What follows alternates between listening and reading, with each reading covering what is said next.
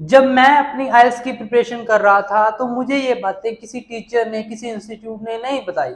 मैंने खुद से अपने बिहाफ पे एनालाइज करके अपनी खुद की स्ट्रेटजीज बनाई और यही रीजन था कि मैं जैसे इंस्टीट्यूट तैयारी करवाते हैं उस तरीके के साथ जब मैंने पहला अटेम्प्ट दिया 5.5 बैंड रहे, और जब मैंने खुद घर बैठकर अपने आप तैयारी की एनालाइज करके तो बैंड हो गए 8। तो आज की इस वीडियो में मैं आपको प्रॉपर हर एक मॉड्यूल के हर एक क्वेश्चन टाइप की डिटेल में इंफॉर्मेशन दूंगा। वीडियो होगी लंबी, तो जो बच्चे तो हैं सीरियस वो तो प्रॉपर एंड तक वीडियो को देखें। अगर कोई बच्चा आईएलटीएस स्कोर लेकर थोड़ा सा सीरियस नहीं है तो उसके लिए ये वीडियो नहीं है, क्योंकि वो हो सकता है भी लंबी के कारण अगला कहीं बहुत लंबी है मैं बोर हो जाऊंगा। तो प्रॉपर वीडियो को देखना तो ही फायदा है, ठीक है। अच्छे से चलेंगे प्रॉपर एनालाइज करते हुए। देखो होता क्या है, जब भी एक बच्चा किसी आईएलटीएस इंस्टीट्यूट में जाता है उसको सबसे पहले रीडिंग पकड़ा दी जाती है, लिसनिंग पकड़ा दी जाती है, राइटिंग के टेम्पलेट दे दिया जाते हैं, मक्कड़ की स्पीकिंग बुक दे दी जाती है, भी तू कर ले। जब यहाँ पे भी कोई चीज आपको नहीं सही लगेगी हमसे पूछना, देखो ये सही तरीका नहीं, वो है जस्ट आपको रीडिंग, लिसनिंग और रट्टाफिकेशन लगवाना। वो हार्ड वर्क है। ज्यादा से ज्यादा लिसनिंग करो, ज्यादा से ज्यादा रीडिंग करो, ज्यादा से ज्यादा स्पीकिंग करो, वो है हार्ड वर्क। ठीक है, बच्चों के बैंड आते भी हैं लेकिन सबके बैंड वैसे नहीं आएंगे। आपको हार्ड वर्क के साथ साथ स्मार्ट वर्क भी करना पड़ेगा। आज की इस वीडियो में मैं आपको हर एक मॉड्यूल की स्मार्ट वर्क बताऊंगा, अभी मैंने क्या टिप्स यूज की थी और आपके लिए वो चीजें कैसे बेनिफिशियल होंगी। बहुत से बच्चों की हेल्प मिली है, आपको मिलेगी। ठीक है, मॉड्यूल वाइज चलते हैं। ठीक है, सबसे पहले मैं बात करूंगा राइटिंग मॉड्यूल की। सबसे पहले मैं बात करूंगा राइटिंग मॉड्यूल की। देखो राइटिंग मॉड्यूल में मुझे जब मैं इंस्टीट्यूट में था मेरे जो टीचर थे सिखाया उन्होंने भी टास्क 1 है, ये टास्क 2 है। टीचर ने मेरा फोकस किस पे रखा? टास्क 2 पे मेरा फोकस इस पे रखा। टीचर बोले इसको टारगेट कर, इसको अच्छे से कर ले, मुझे टेम्पलेट दे दिए इसको कर। इसके ऊपर फोकस ही बहुत कम था, इसके ऊपर कोई ध्यान ही नहीं दे रहा था। तो जब मैंने खुद को एनालाइज किया तो मुझे पता चला भी यार अगर मुझे राइटिंग में 7+ जाना है ना तो मुझे दोनों को बैलेंस लेकर चलना पड़ेगा, स्पेशली इसको तो ज्यादा लेकर चलना पड़ेगा। क्यों? मैं रीजन बताता हूं। टास्क 1 है आपका 3 बैंड का, टास्क 2 है आपका 6 बैंड का। ओके, अब अगर तो मैं सिर्फ इस पे फोकस करता हूं तो मैं ज्यादा से ज्यादा 6 में से 4.5 ले लूंगा, 5 ले लूंगा। देखो 6 में से 6 लेने तो बहुत मुश्किल है ना, परफेक्ट कोई भी नहीं है। अगर कोई कहे भी परफेक्ट परफेक्ट कोई भी नहीं है, जैसे 6 से 4.5 5 तक पहुंच जाऊंगा। और जिस वे के साथ मुझे ये करवा रहे थे टास्क 1, मतलब कोई उस पर अटेंशन ही नहीं, तो 1.5 इसमें आ जाएगा तो ज्यादा से ज्यादा मैं 6 या 6.5 तक पहुंच सकता हूँ। 7+ तो मैं जा ही नहीं सकता। तो मैंने क्या किया, मैंने फोकस किया इस पे। मैंने कहा भी मैं टास्क 1 को इतना अच्छा कर दूंगा, क्योंकि देखो टास्क 1 में सिर्फ आपको लिखना है 150 वर्ड्स, और सारे के सारे टास्क को मैंने दो तरीकों में बांट दिया। एक तो है आपके डाटा बेस्ड और एक है आपके थ्योरी बेस्ड। ठीक है, अब डाटा बेस्ड कौन से है? लाइन, बार, टेबल और पाई। और थ्योरी बेस्ड कौन सा है? मैप और प्रोसेस। मैंने क्या किया, मैंने देखा भी अगर मैं किसी एक टास्क जो डाटा बेस्ड है उसकी एक ही फॉर्मेशन अच्छे से कर लेता हूं तो मेरे सारे टास्क कवर हो जाते हैं। लेकिन बात यह है कि मुझे उसकी फॉर्मेशन प्रॉपर अच्छे से आनी चाहिए, इतने अच्छे से आनी चाहिए, चाहे डाटा बेस्ड है चाहे थ्योरी बेस्ड है, कि मैं 3 में से 2.5 बैंड ले आऊं इतने अच्छे से। मैं आपको बताऊंगा वो भी इसी वीडियो में, भी 3 में से 2.5 बैंड लाने हैं तो कैसे लिखना पड़ेगा, इसी वीडियो में बताऊंगा। तो मैंने जैसे एनालाइज किया कि अगर मैंने यहां से 2.5 बैंड ले लिए, अब अगर यहां से मेरे 4.5 आते हैं तो मेरा बैंड स्कोर अपने आप ही 7 पहुंच जाता है। अगर मैं इधर से 5 ले आता हूं तो मेरा बैंड स्कोर 7.5 चला जाता है। तो इसलिए मैंने फोकस किया टास्क 1 पे। टास्क 2 पे तो सारे ही करते हैं, टास्क 1 पे किया जो मुझे लेकर गया 7+ बैंड में राइटिंग में। फिर मैंने एनालाइज किया भी ठीक है, मैंने सोच तो लिया भी 2.5 बैंड आएंगे या फिर आ जाएंगे, लेकिन आएंगे कैसे, कोई बताने वाला तो होना चाहिए ना। तब मैंने एक चीज एनालाइज की, आपकी आईडीपी की वेबसाइट पे जो चीज मेंशन है, अभी अगर आपको टास्क 1 में 2.5 बैंड लेने हैं ना, देखो आपको ये तो सभी बता देंगे भी आपको वोकैबुलरी आनी चाहिए, लाइन ग्राफ की वोकैबुलरी, इंक्रीज, इंक्रीमेंट, अपलिफ्ट, ठीक है, बार ग्राफ की, टेबल की, पाई चार्ट की वोकैबुलरी, लेकिन किसी ने ये नहीं बताया भी वोकैबुलरी के साथ साथ आपको एक चीज और बहुत इंपॉर्टेंट जो आनी चाहिए, वो है आपकी वेरिएशन इन सेंटेंसेस। आप वर्ड्स की वेरिएशन तो लिख दोगे वोकैबुलरी के साथ, लेकिन सेंटेंसेस की वेरिएशन कैसे लेकर आओगे।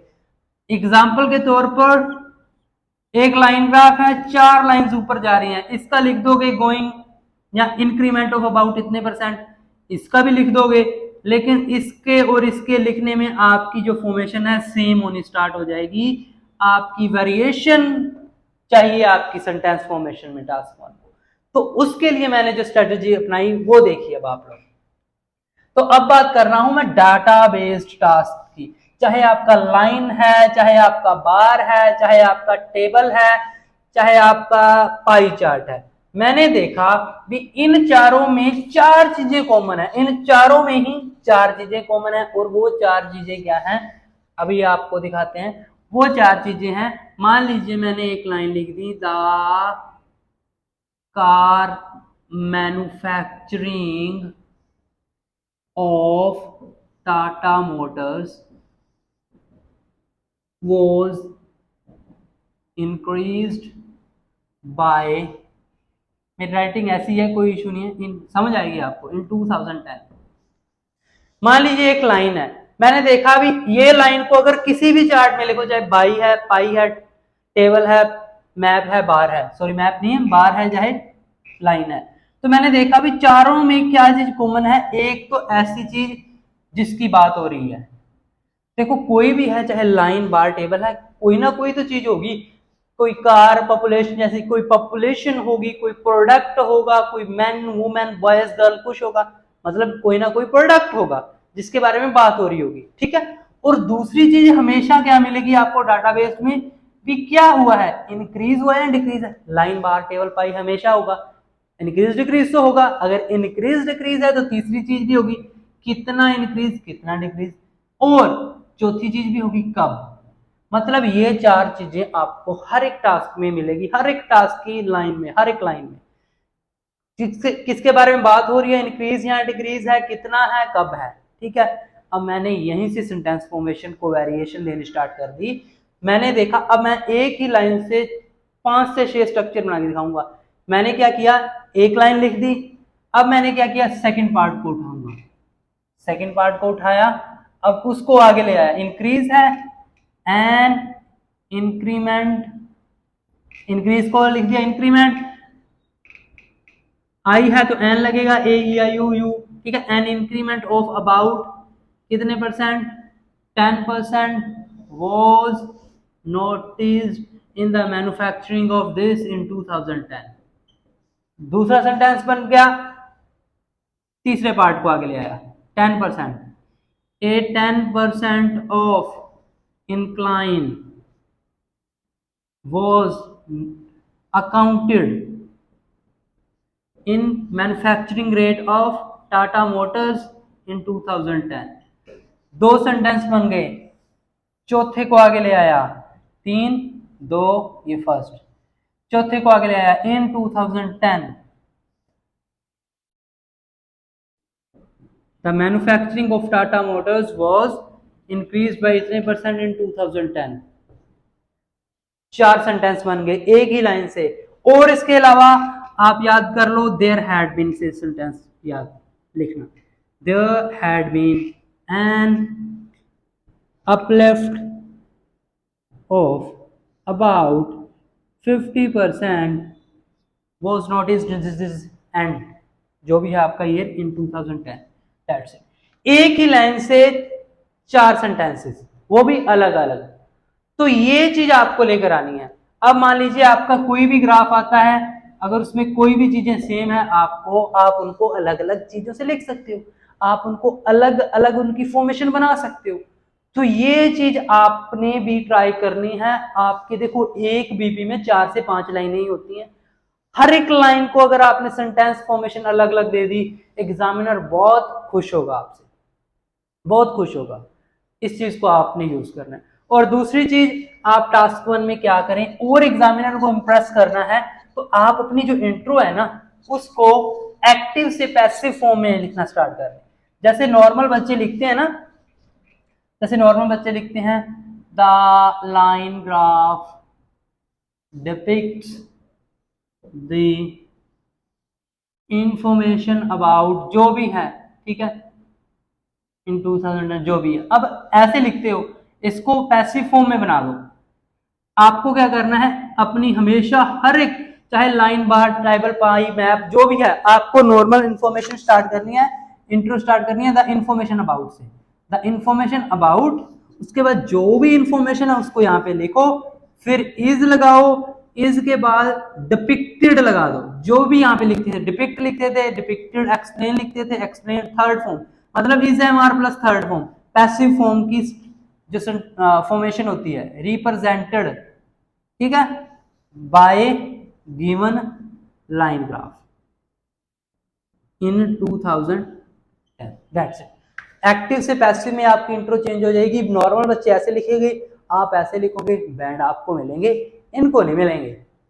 ये चीज का भी आपने ध्यान रखना है। तो ऐसे आप अपने टास्क 1 में 2.5 बैंड तक टच कर सकते हो। अगर इसको टच कर लिया ना, राइटिंग में 7 आपके कोई नहीं रोक सकता। तो इस चीज का आपको ध्यान रखना है आपके टास्क 1 में। अब बात करता हूं मैं टास्क 2 की। टास्क 2 में मुझे इंस्टीट्यूट में सिखाया गया, टास्क 2 में मुझे सिखाया गया भी आपने टेम्पलेट्स की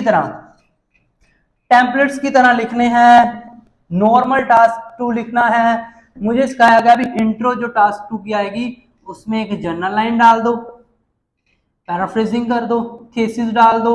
थीसिस कौन सी, this essay is going to explain about, या in upcoming paragraph I will discuss about positive and negatives in upcoming paragraph, मतलब ऐसे इंट्रो। तो जब मैंने आईडीपी की वेबसाइट पे गया और उन्होंने वहां पे जाके मैंने देखा कि एक तो ये जर्नल लाइन और एक ये वाली थीसिस, ये है आपकी मेमोराइज चीजें। मेमोराइज चीजें क्यों है, देखो जर्नल लाइन भी आप याद करते हो, ये भी आपने याद की हुई है, अभी यही लिखनी है, तो ये मेमोराइज्ड में आ गई। और अकॉर्डिंग टू आईडीपी मेमोराइज चीज के आपको 0 बैंड मिलने वाले हैं। सबसे बड़ी गलती इंट्रो में ये नहीं करनी। करना क्या है, इंट्रो को नॉर्मल स्टार्ट करना है, सीधा पैराफ्रेजिंग से, और नॉर्मल बिल्कुल पैराफ्रेजिंग। जैसे मेरा तरीका क्या है, it is considered that, it is believe that, मतलब पैसिव फॉर्मेशन से स्टार्ट करना, ठीक है। एक considerable amount of people think that, बिल्कुल नॉर्मल पैराफ्रेजिंग। जरूरी नहीं है हर एक वर्ड का सिनोनिम आता हो, नहीं, जरूरी नहीं है, ठीक है। नॉर्मल सी पैराफ्रेजिंग करो। और सेकंड चीज आपने क्या दिखनी है, आंसर टू द क्वेश्चन। आपको जो भी क्वेश्चन पूछा जाए, मान लीजिए एडवांटेज डिसएडवांटेज ऐसे है, बताकर जानी है इंट्रो में भी, ये एडवांटेज है और ये डिसएडवांटेज है। यहाँ पे ये नहीं लिख के जाना I am going to explain advantage and disadvantage in upcoming paragraph, आपको बता के जानी है भी this is advantage and this are the disadvantage, बस ये चीजें आपने इंट्रो में लिखनी है। और आपको बीपी सेकंड में कभी भी आप इसको छोड़ दो, to begin with, to commence with से स्टार्ट करना। और ना ही आप ज्यादा, बहुत से बच्चे क्या करते हैं, गलती ये करते हैं, ओवर यूज ऑफ कनेक्टर कर देते हैं। स्टार्ट होंगे टू बिगिन विद, फिर फॉर एक्सप्लेन इट, फिर मोर ओवर, ठीक है, फिर फॉर एग्जाम्पल, फर्दर मोर, दस, एक ही बीपी में 5 से 6 कनेक्टर, गलत है, ओवर यूज ऑफ कनेक्टर।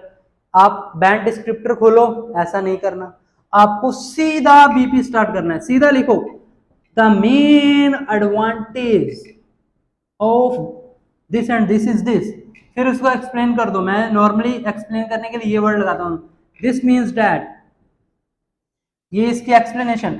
और सबसे बड़ी गलती बच्चे करते हैं फॉर एग्जाम्पल में सर्वे वाले और रिपोर्टेड वाले एग्जांपल्स मत डालना, जनरल एग्जांपल डालना है, ठीक है। टास्क 2 की प्रॉपर फॉर्मेशन पे मेरी वीडियोस पड़ी हैं, अगर आपको प्रॉपर देखना है तो आप वो वीडियोस देख लेना। बस आपको यही चीज सिखाने के लिए मैं ये आज लगा रहा हूँ कि टास्क 1 पे भी उतना ही फोकस करो अगर आपको 7+ बैंड पे जाना है। और एक छोटी सी इंफॉर्मेशन मैं यहीं पे बीच में दे देता हूँ कि मैंने आइल्स राइटिंग का मैंने एक कोर्स बनाया है। कोर्स में हर एक टाइप के टास्क 1, हर एक टाइप के टास्क 2 को प्रॉपर डिटेल में एक्सप्लेन किया है, आईडीपी की वेबसाइट पे जाके वीडियोस मिलेंगी, उसमें आपको प्रॉपर सेंटेंस फॉर्मेशन मिलेगी, हर एक टाइप के नोट्स मिलेंगे आपको टास्क 1 के, 9 बैंड के सैंपल्स मिलेंगे जो आईडीपी के सर्टिफाइड टीचर्स ने लिखे हुए हैं। प्रॉपर अच्छा कोर्स है राइटिंग का। जिस बच्चे को भी ये कोर्स चाहिए आपको जस्ट व्हाट्सएप करना है 21916, जस्ट व्हाट्सएप मैसेज करना है, कॉल नहीं करनी, ठीक है। प्लस ऑनलाइन क्लासेस भी हैं राइटिंग की, ओनली राइटिंग एकेडमी की क्लासेस हैं, सेम नंबर पे आपको कॉल व्हाट्सएप करना है। अगर कोर्स चाहिए तो कोर्स लिख के मैसेज करना, क्लासेस चाहिए तो क्लासेस लिख के मैसेज करना, ठीक है। 15 डेज का बैच रहता है मेरा, आज से स्टार्ट हो रहा है। प्रॉपर 15 डेज में मैं प्रॉपर टास्क 1 टास्क 2 करवाऊंगा। ऐसा कोर्स है और ऐसी क्लासेस है, मेरी इंस्टीट्यूट ज्वाइन करने की जरूरत नहीं पड़ेगी, 100% गारंटी है। अब बात करते हैं आपके नेक्स्ट मॉड्यूल की। ये है आपका रीडिंग मॉड्यूल। बहुत डिफिकल्ट लगता है, डिफिकल्ट तो अपने आप ही लगेगा जब आप इंस्टीट्यूट की तरह तैयारी करनी स्टार्ट कर देते हो। चलो पहले लिसनिंग की बात करते हैं, रीडिंग की रुको, रीडिंग की करेंगे इसके बाद। देखो लिसनिंग एक ऐसा मॉड्यूल है जिसको आप 9 बैंड मॉड्यूल बोल सकते हो। 9 बैंड क्यों? क्योंकि इसमें बच्चों ने अचीव किए हैं और बच्चों के आते भी हैं 9 बैंड मॉड्यूल, इसलिए मैं इसको बोल रहा हूं। देखो समझो अच्छे से, बेसिक कंसेप्ट देखो। सेक्शन कितने होते हैं? 4 सेक्शन। यहां पे मैं आपको कोई सॉल्यूशन नहीं बता रहा अभी ये ऐसे करनी ऐसे नहीं, स्ट्रेटजीज बताऊंगा। Section 1, section 2, section 3, section 4। Smart work करना बताऊंगा जैसे राइटिंग में बताया। 4 सेक्शन है। अब देखो सेक्शन 1 में आपको मिलेंगे ज्यादातर फिलअप्स, प्लस कभी ना कभी आपको इसमें एमसीक्यूज भी मिल सकते हैं। सेक्शन 2 में ज्यादातर चांस हैं एमसीक्यूज के, और वो भी स्मॉल 1 वर्ड एमसीक्यूज, प्लस इसमें फिलअप्स भी आ सकते हैं, प्लस इसमें मैप भी आ सकता है आपका। सेक्शन 3 में आपको एमसीक्यूज ही मिलेंगे मैक्सिमम 90%, और वो कौन से आएंगे? Long tail. और सेक्शन 4 में 100% फिलअप्स, और वो कौन से? 1 वर्ड फिलअप, ठीक है। अब एक चीज समझना आपने, सबसे इसमें क्या होता है, आपका सेक्शन 1 और आपका सेक्शन 2, ये दोनों जो सेक्शन है ना, देखो पहले सेक्शन में 2 लोग ज्यादातर बातें करते हैं, 2 पर्सन, ठीक है। अब 2 पर्सन यहाँ पे कैसे बातें करते हैं? वो हो सकती है इंक्वायरी से रिलेटेड, जैसे होटल बुकिंग के लिए, या कोई कंप्लेंट के लिए, कोई सेल फोन रिपेयर के लिए, रेफ्रिजरेशन रिपेयर के लिए, कोई एसी की रिपेयर के लिए, कंप्यूटर रिपेयर के लिए, या कोई होटल की रजिस्ट्रेशन के लिए, या फिर कोई इंक्वायरी से रिलेटेड। ऐसे बंदे 2 आपस में बातें कर रहे होंगे सेक्शन 1 में, और ये जो बातें होंगी वो सोशल बातें होंगी। सोशल मतलब हाँ भी हमें ये मिल सकता है या नहीं मिल सकता, ये कैसे होगा, प्राइस कितना है, कितने लोग हैं, ऐसी बातें, सोशल बातें। सेक्शन 2, इसमें भी आप सेक्शन 2 में भी आपके 2 से 3 पर्सन बात करेंगे, इसमें भी आपके सोशल रिलेटेड ही बातें होंगी। सेक्शन 3 है ना, इसमें ज्यादातर ग्रुप में आते हैं बंदे, इसमें आपको ग्रुप मिल सकता है 3 से 4 बंदे भी।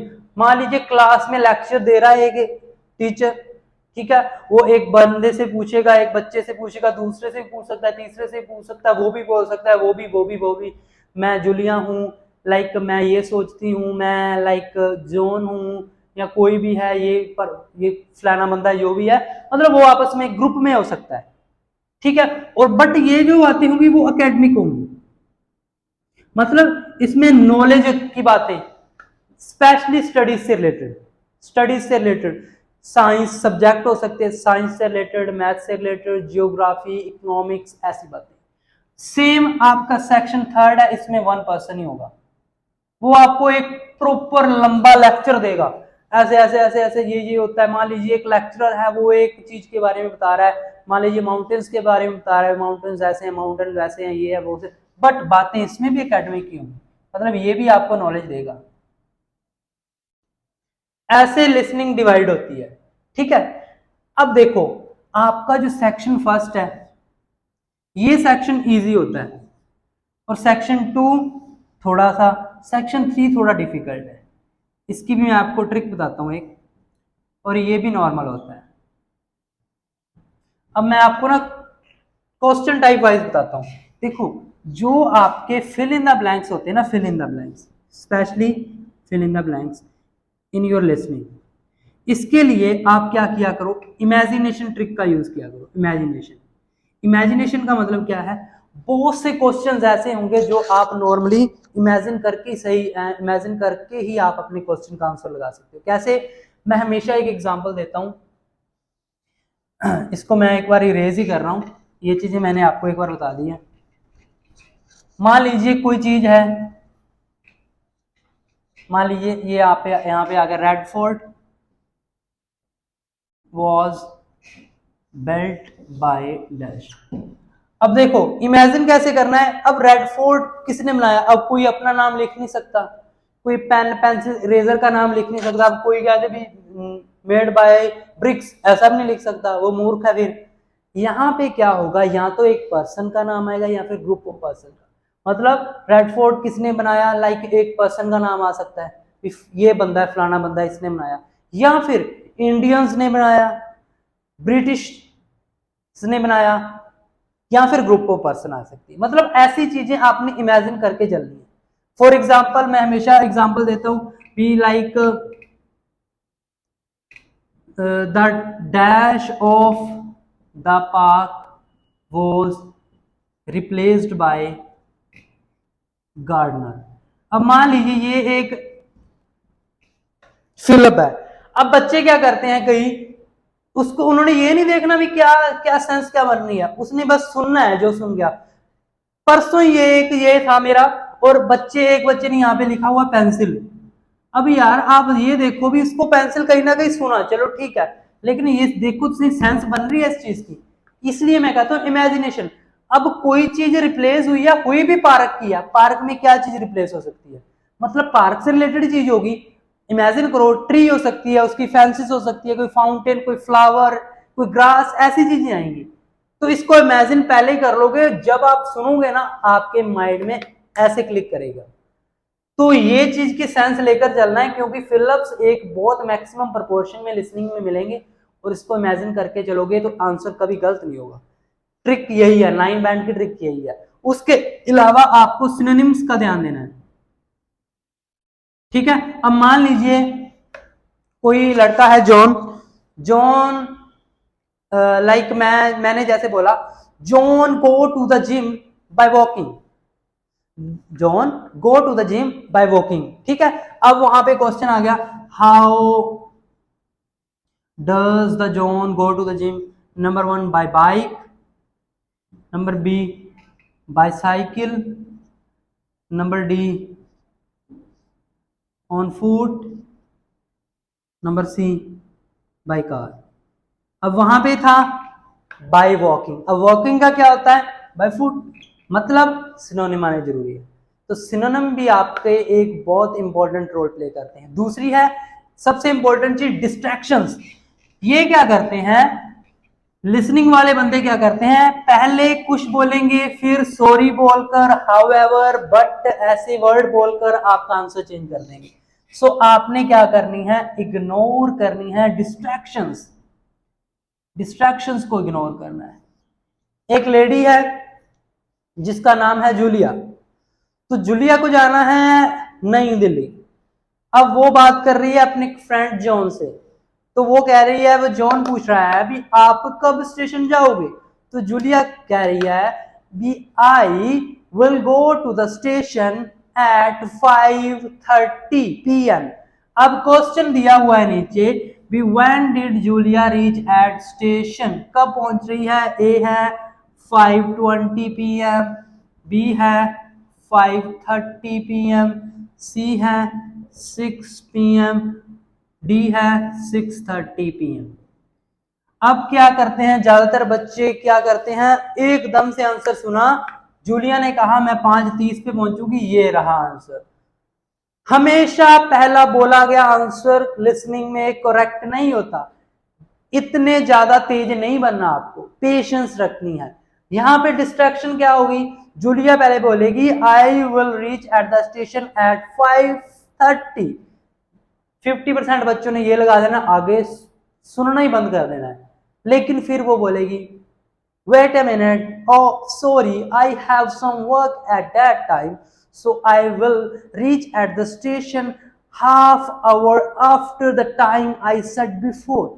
कह रही है सॉरी सॉरी सॉरी, मुझे काम है 5:30 को, तो मैंने जो टाइम पहले बोला था ना उससे आधा घंटा बाद पहुंचूंगी। पहले बोला था 5:30, आधा घंटा बाद होगा 6। तो करेक्ट आंसर ये है, ना कि ये है। तो इसलिए आपकी ये डिस्ट्रैक्शंस का ध्यान रखना है। डिस्ट्रैक्शन कैसी हैं, सॉरी बोल के, हाउएवर बोलकर, बट बोलकर, वेयर एज बोलकर, ऐसे वर्ड्स बोलकर, कॉन्ट्रैक्शन से रिलेटेड कनेक्टर्स होते हैं उनको बोलकर आंसर को चेंज करेंगी। इन चीजों का ध्यान रख लो। छोटी छोटी चीजें ही आपके बैंड को इंक्रीज कर सकती हैं आपके लिसनिंग में, अगर आपको लाइक 9 बैंड तक पहुंचना है। ओके, उसके बाद सबसे इंपॉर्टेंट चीज है, बच्चों को एमसीक्यूज में प्रॉब्लम आती है स्पेशली इन थर्ड सेक्शन। तो उसके लिए एक टिप मैं बता के जाऊंगा, थर्ड सेक्शन के एमसीक्यूज। देखो एमसीक्यूज को अगर आपने अच्छे से करना है ना, अभी अपनी एक्यूरेसी बढ़ानी है इसमें, तो देखो रीड अलाउड, आपको इनके ऑप्शंस को रीड करना होगा, इनके ऑप्शंस में कीवर्ड्स को मार्क करना होगा, और वो चीज आपको कैसे करनी है वो मैं आपको बताता हूं। देखो बहुत लंबे ऑप्शन होते हैं, उतने टाइम में पढ़े नहीं जाते, आई नो। आपको क्या करना है, फर्स्ट सेक्शन इजी होता है, इसका थोड़ा सा टाइम निकाल कर इसको दे दो यार, इसके 2 क्वेश्चन रीड कर लो। फिर सेकंड सेक्शन का टाइम है, इसके 2 क्वेश्चन फिर इसके रीड कर लो। इसके टाइम में तो 2-3 आप रीड ही कर ही लोगे। तो ऐसे आपने इसको टाइम डिवाइड करना है, कंप्लीट क्वेश्चंस को पढ़ना है, इसके टाइम में भी, इसके भी और इसके भी। जितना ज्यादा बार रीड करोगे उतनी ज्यादा अच्छे से चीजें क्लियर होंगी और जल्दी क्लिक होगी। तो इसको रीड करना है जैसे जैसे टाइम मिलेगा।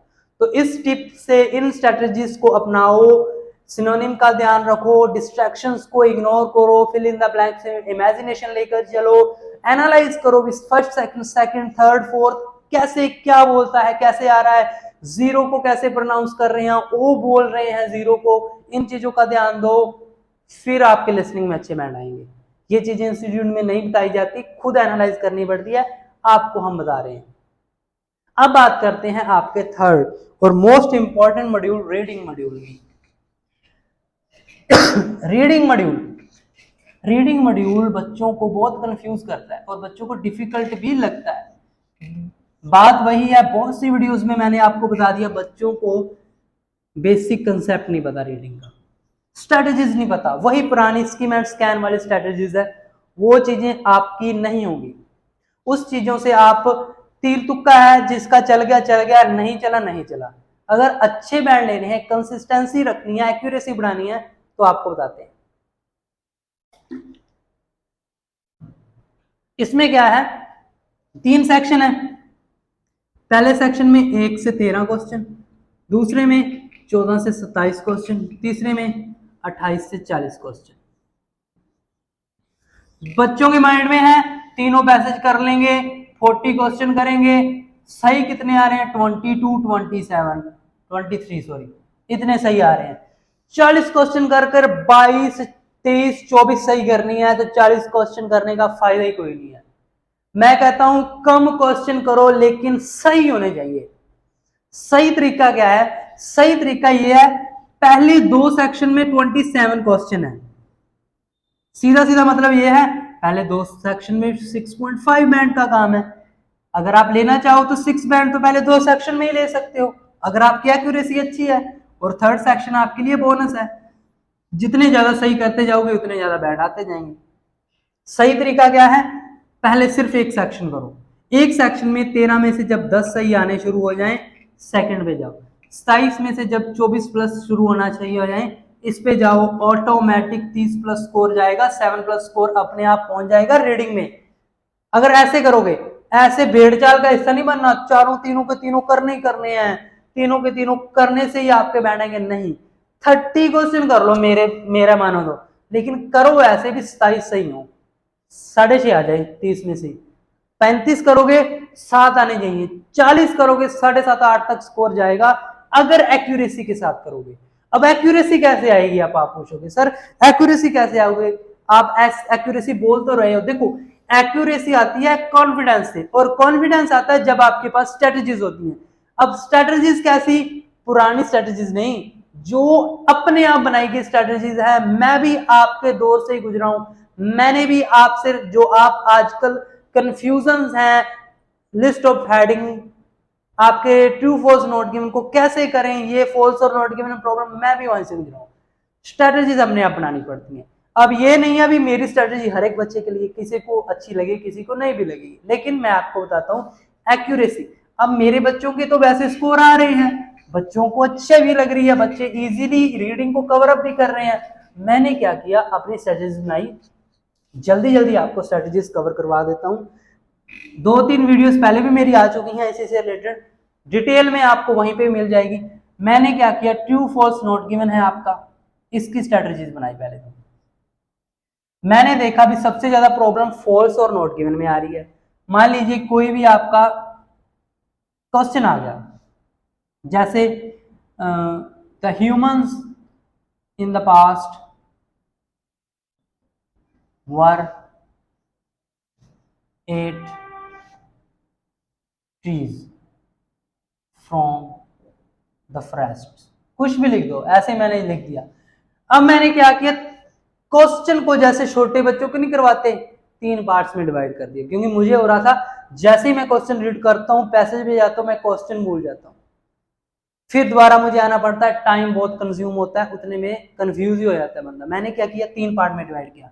मैंने देखा ह्यूमंस इन द पास्ट एक बात हो रही है, खाते क्या है ट्रीज दूसरी बात हो रही है, कहां से खाते हैं फॉरेस्ट में तीसरी बात हो रही है, 3 बातें हैं।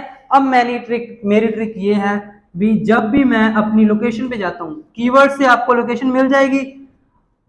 मैंने देखा भी अगर तो मुझे सेम लोकेशन पर ह्यूमंस इन द पास्ट भी मिल रहा है, मतलब पहला पार्ट ट्रू है, ट्रीज खा रही है ये भी ट्रू है, फॉरेस्ट से खा रही है, अगर तो तीनों के तीनों सेम लोकेशन पे मिल रहे हैं, final answer true. If in the case तीनों में से एक भी चीज की इंफॉर्मेशन रॉन्ग है, मान लीजिए ह्यूमन इन द पास्ट की बात होगी लेकिन वो ट्रीज खा रहे हैं, नहीं वो फ्रूट्स खा रहे हैं, इसकी बात हुई, मतलब सेकंड पार्ट फॉल्स है, फॉरेस्ट से खा रहे हैं ये भी ट्रू, तो फाइनल आंसर आएगा फॉल्स। मतलब तीनों में से एक की भी इंफॉर्मेशन गलत हुई, 2 की तो आएगा फिर भी फॉल्स, 3 की तो आना ही आना है, मतलब एक की भी हुई ना, चाहे ह्यूमंस की हो जाए चाहे फॉरेस्ट वाले की हो जाए, एक की भी होगी फाइनल आंसर फॉल्स। अगर इन द केस तीनों में से एक पार्ट मिस है, मान लीजिए ह्यूमंस वो खाते थे ट्रीज, लेकिन ये नहीं बात हुई भी फॉरेस्ट से खाते थे, या कहां से, मतलब third part note given final answer note given. तो ये चीज मैंने की, ये स्ट्रेटजी बनाई, ये आपके भी हेल्पफुल रहेगी। सेम आगे बात करता हूं आपके list of heading. List of heading में मैंने क्या किया, लिस्ट ऑफ हेडिंग में देखो मैंने विजुअलाइजेशन ट्रिक का यूज किया। विजुअलाइजेशन का मतलब आपकी जो लिस्ट होती है ना प्रॉपर 1 2 3 4 5 6 जो भी हेडिंग्स होती है और इधर पैसेज आते हैं, आपको पहले पैसेज रीड नहीं करने, आपको पहले लिस्ट रीड करनी है। और लिस्ट रीड कैसे करनी है, विजुअल्स बनाकर, विजुअल्स बनाकर। जैसे मान लीजिए लिस्ट में दिया गया है solution of pollution, solution of pollution मतलब ऐसा बीपी जिसमें पोल्यूशन के सोल्यूशन की बात की गई होगी, वो मेरी हेडिंग उसकी ए वाली आ जाएगी। अब सीधा नहीं लिखा होगा भी ये सोल्यूशन है, नहीं लिखे होंगे सोल्यूशन में, ए फॉरेस्टेशन मतलब ट्रीज लगाए जाएं, पब्लिक ट्रांसपोर्ट किया जाए, ठीक है, फायर कम करनी चाहिए, लाइक पर्सनल व्हीकल का यूज कम करना चाहिए, ऐसी बातें सोल्यूशंस की बातें होंगी, तब मेरा ये पैसेज आएगा। मतलब जितने भी हैं उनके सबके सबको मैंने अपनी हिंदी और पंजाबी जैसे भी है उसमें A B C D E F उसमें पहले विजुअल्स बनाऊंगा, हाँ इसमें ये हो सकता है, सोल्यूशन की पोल्यूशन की बात है ये हो सकता है, यहाँ पे वाटर की बात है वाटर वाले ये हो सकते हैं, एक्वेटिक लाइफ की बात है एक्वेटिक लाइफ में मतलब ये हो सकता है कि हाँ कोई मछली की, कोई लाइक सी फिश की बातें ऐसी हो सकती है, मतलब थोड़े इमेजिन कर लो। उसके बाद अपने पैसेज में आओ, एक चीज का ध्यान रखना, लिस्ट ऑफ हेडिंग में कभी भी एक वर्ड और एक लाइन से अपना आंसर मत लगा लेना। लिस्ट ऑफ हेडिंग का मतलब होता है एक पैसेज को टाइटल देना है, कभी भी एक वर्ड और एक टाइटल, एक लाइन आपके एक पैसेज को टाइटल नहीं दे सकती। मैक्सिमम प्रोपोर्शन जिसके बारे में बात कर रहा होगा वही आपकी लिस्ट में से उसकी हेडिंग बनेगी, ना कि एक वर्ड और एक लाइन से। ये चीज का ध्यान रख लेना बस। अब आपने क्या करना है, विजुअल्स बना लिए हैं, पैसेज को रीड करो। अब आप देखो भी उसका मैक्सिमम प्रोपोर्शन किसके बारे में बात कर रहा है। अगर आपको मिला हाँ इसका तो इसके बारे में बात कर रहा है, लिस्ट पे आओ, इसकी बात हुई नहीं हुई, इसकी हुई नहीं हुई, एलिमिनेशन मेथड, इसकी बात हुई नहीं हुई, हाँ ये लग रहा है, इसकी हुई नहीं हुई, इसकी हुई नहीं हुई, इसकी नहीं, हाँ ये है मेरी 100% एक्यूरेसी। अब मुझे पूरा यकीन है मेरा आंसर सही है क्योंकि मैंने सारे ऑप्शन रीड किए हैं दोबारा। सेकंड पैसेज रीड करो फिर दोबारा रीड करो, थर्ड रीड करो फिर दोबारा, जितनी बार लिस्ट को रीड करोगे उतनी ज्यादा चीजें क्लियर होंगी, एक्यूरेसी आएगी। तो ये चीजें आपने अपनानी है। उसके बाद सेम लिस्ट ऑफ हेडिंग आ चुकी है। अब इसमें फिल इन द ब्लैंक्स आते हैं, आपके फिलअप्स आते हैं लिस्ट। इसमें आपने फिलअप्स में क्या करना है, ये जो आपकी क्वेश्चन है यहाँ पे फिलअप आ गया, ये आपका क्वेश्चन है। अब आपने देखना जो यहाँ पे आपका ब्लैंक है ना, ब्लैंक से आगे वाला वर्ड क्या है, after before, after before technique का मैंने इसको नाम दिया है। इस ब्लैंक से आगे वर्ड क्या है, मान लीजिए यहाँ पे कोई ऐसा वर्ड आया जिसका सिनोनिम नहीं होता, जैसे is, am, are, in, on, at, ऐसे वर्ड। अब लोकेशन पे तो आप पैसेज में पहुंच जाओगे, जब आप लोकेशन पे पहुंचे पैसेज पे, अब देखो भी ये जो वर्ड है यहाँ पे मान लीजिए ऑन है, अब यहाँ पे लोकेशन पे पहुंच गए आप पैसेज की, अब देखो भी ऑन कहाँ पे, मान लीजिए यहाँ पे ऑन है, ऑन के बाद जो भी वर्ड होगा वो आपका यहाँ पे लिख देना, आपका आंसर है। इन द केस ऐसे वर्ड नहीं है, कोई और वर्ड है जिसके सिनोनिम आ सकते हैं, मान लीजिए यहाँ पे पीपल लिखा आ गया, यहाँ लीजिए यहाँ पे पीपल लिखा आ गया। अब देखो लोकेशन पे तो आप पहुंच ही जाओगे, कोई भी कीवर्ड से आप लोकेशन पे पहुंच गए। अब यहाँ पे लोकेशन पे आ गया, पीपल नहीं है, पीपल का सिनोनिम होगा, मान लीजिए इंडिविजुअल आएगा यहाँ पे, या पब्लिक या सोसाइटी, ऐसी बात आ गई। जहां पे भी वो आपको मिले उसके बाद जो भी वर्ड है चुपचाप यहाँ पे लिख देना, आपका आंसर है। ये है आफ्टर बिफोर, ये स्ट्रेटेजीज अपनाओ, 100% सही आंसर होगा। और ये अगर यहाँ पे ऑन है, यहाँ पे ऑन है, ऑन के बाद आंसर लिखाओगे, इंडिविजुअल है, पीपल है, पीपल के बाद जो आंसर है 100% एक्यूरेसी के साथ आंसर लगाओगे। ऐसी टिप्स सेम एमसीक्यूज में भी आपने एलिमिनेट करते हुए जाना है। एलिमिनेट के यहाँ पे मतलब है एमसीक्यूज में आपको क्या करना है, जो भी एमसीक्यूज आएगा आपको उसका सिर्फ क्वेश्चन रीड करना है एक बार में, ऑप्शंस रीड नहीं करने भाई, ऑप्शन आपने रीड नहीं करने, क्वेश्चन रीड करो, पैसेज में जाओ, पैसेज में जहां पे भी लोकेशन मिलेगी ऊपर से लेकर उसकी एक दो लाइनें नीचे तक रीड करो, फिर ऑप्शंस पे आओ, इसकी बात नहीं हुई, इसकी नहीं हुई, हाँ इसकी हो रही है थोड़ी सी, इसकी नहीं हुई, 100% accuracy, elimination method same MCQs में यूज करना। तो ऐसे आप अपने रीडिंग के बैंड्स इंप्रूव कर सकते हो, खुद की स्ट्रेटजीज बनाओ, हमारी स्ट्रेटजीज यूज कर सकते हो, बैंड ऐसे ही बढ़ेंगे। स्किम एंड स्कैन करने से कितने के यूज कर लोगे, अगर आपको पता लग रहा है इंप्रूवमेंट नहीं हो पा रही तो उस चीज का कोई फायदा नहीं है बच्चे, आपको अपनी स्ट्रेटजीज चेंज करनी पड़ेगी। 2-2, 3-3, 10-10 बार बच्चों ने एग्जाम दे दिया है लेकिन सही नहीं हो रही, इसी कारण। अब इतनी देर से मैं बोल रहा हूं आपके लिए ही बोल रहा हूं ताकि आपको हेल्प हो सके इस चीज की। अब बात करते हैं आपके last and final module, speaking module की।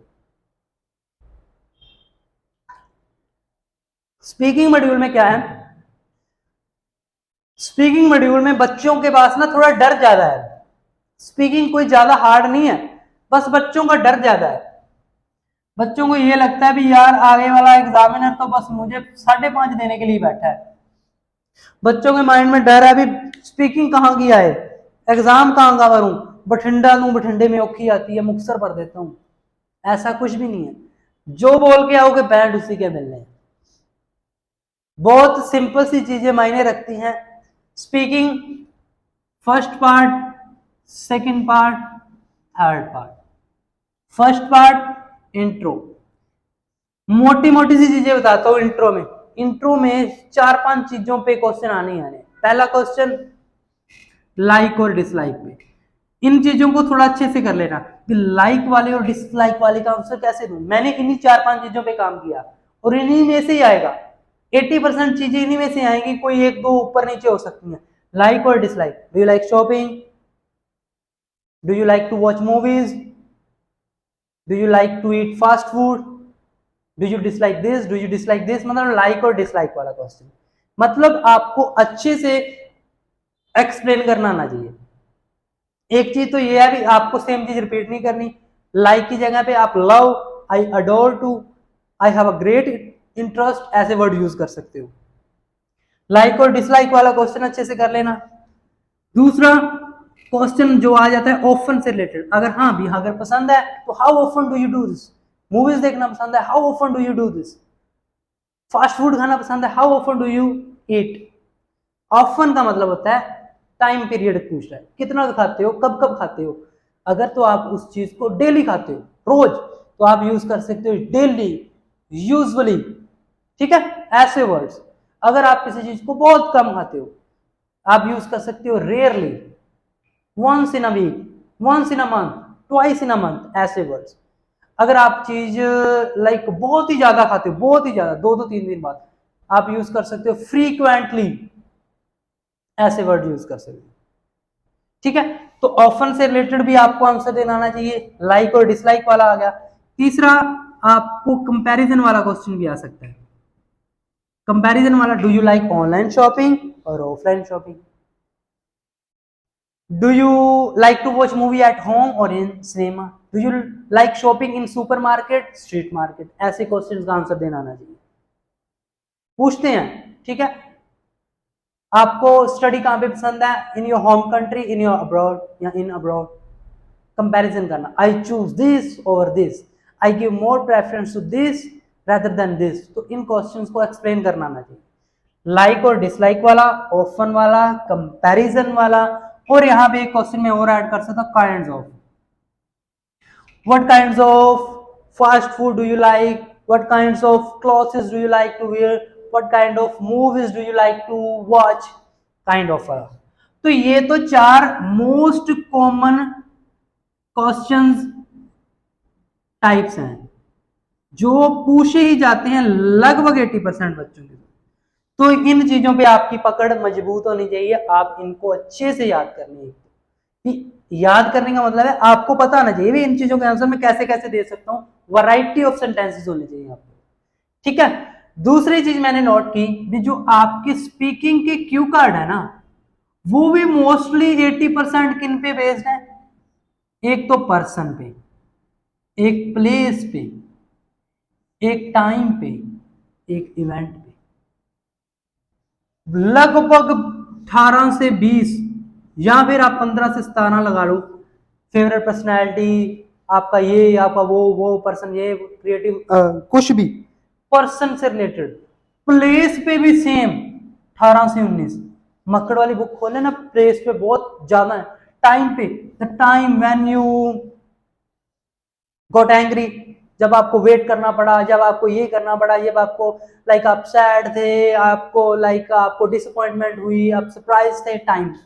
बहुत से क्यू कार्ड मिल जाएंगे आपको, 15+ मिल जाएंगे सेम इवेंट पे। इवेंट का भी मतलब है कोई स्पेशल इवेंट से रिलेटेड, आपकी बर्थडे हो सकता है, कोई सेलिब्रेशन हो सकती है, ऐसे ये भी आपको 10+ आराम से मिल जाएंगे। मतलब मैंने देखा भी इन पे ही बेस्ड है। तो मैंने क्या किया, चुपचाप अपना रट्टाफिकेशन वाला स्ट्रक्चर नहीं, ऐसी स्ट्रेटेजी बनाई जो बच्चे कहते हैं हमें 2 मिनट नहीं बोला जाता, 3-3 4-4 मिनट बोल सकते हैं हमसे। आपके पास आइडियाज ही आइडियाज होंगे। सारा कुछ एक्सप्लेन करना मेरे लिए मुश्किल है।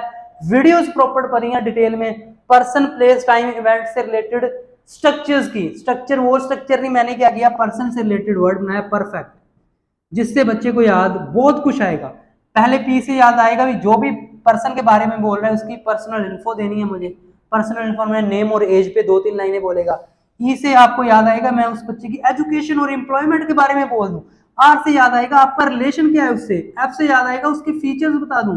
फीचर्स कौन से, उसकी फिजिक्स इतनी हाइट है, फिटनेस फ्रीक है, गुड पर्सनैलिटी है। ई से एक्स्ट्रा फीचर मतलब अब उसके नेचर के बारे में बता दूं, वो लाइक हेल्पफुल है, फ्री टाइम में हेल्प करता है, ठीक है, कुछ भी, स्ट्रेट फॉरवर्ड है, एग्रेसिव है, काइंड है, नेचर के राइट।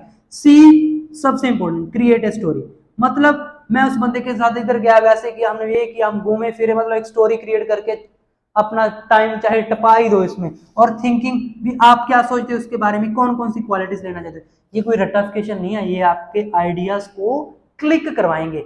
सेम प्लेस पे, टाइम पे, इवेंट पे स्ट्रक्चर्स तैयार किए, वीडियोस में देख लेना, बहुत हेल्पफुल है। ये स्ट्रेटेजीज अपना मैंने खुद तैयार की और बहुत हेल्पफुल थी।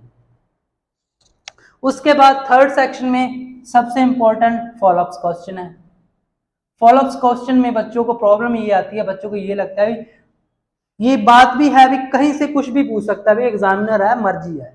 आपको एक ही चीज का ध्यान रखना है, ये जो क्वेश्चन है, ये जो आपका पोर्शन है, ये जो आईएलटीएस का टेस्ट है, ये आपका नॉलेज का टेस्ट नहीं है, ये आपकी इंग्लिश स्किल्स का टेस्ट है।